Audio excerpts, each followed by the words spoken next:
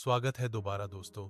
आप सुन रहे हैं थिंक एंड ग्रो रिच, यानी सोचो और अमीर बनो का दूसरा भाग। पिछले भाग में हमने जाना कि हर सफलता की जड़ है सोच, इच्छा और विश्वास।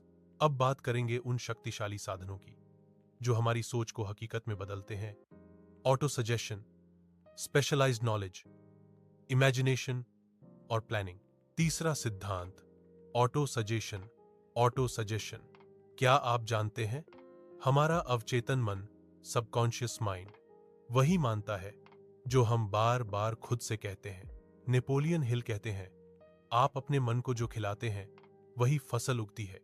इसीलिए हर दिन सुबह और रात अपने लक्ष्य को जोर से दोहराइए, जैसे मैं आर्थिक रूप से स्वतंत्र हूं, मेरे विचार अमीरी और सफलता से भरे हैं, हर दिन मैं अपने सपनों की ओर आगे बढ़ रहा हूं।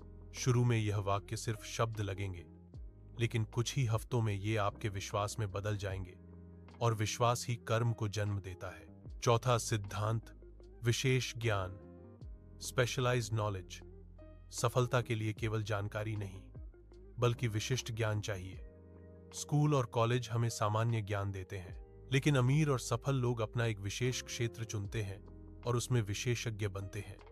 उदाहरण के लिए, कोई व्यक्ति बिजनेस मैनेजमेंट में माहिर है, कोई डिजिटल मार्केटिंग में, कोई फाइनेंस या रियल एस्टेट में।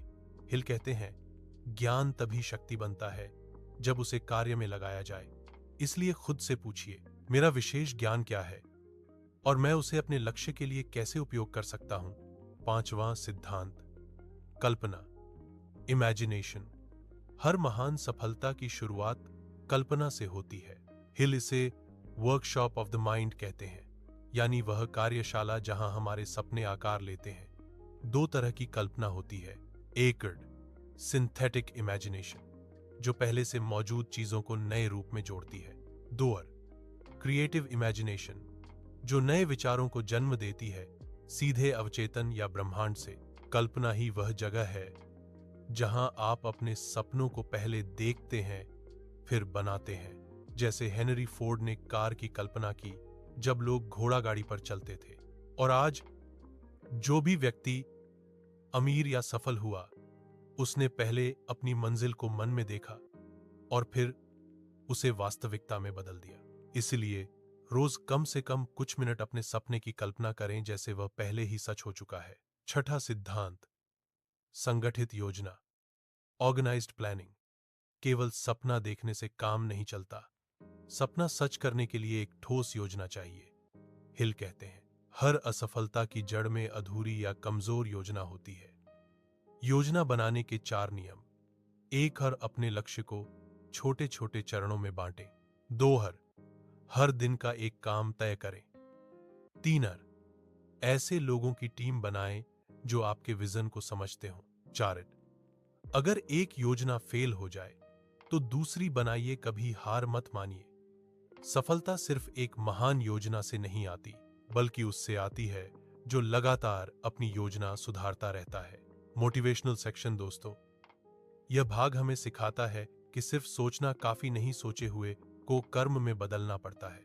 कल्पना कीजिए कि आपका मन एक खेत है।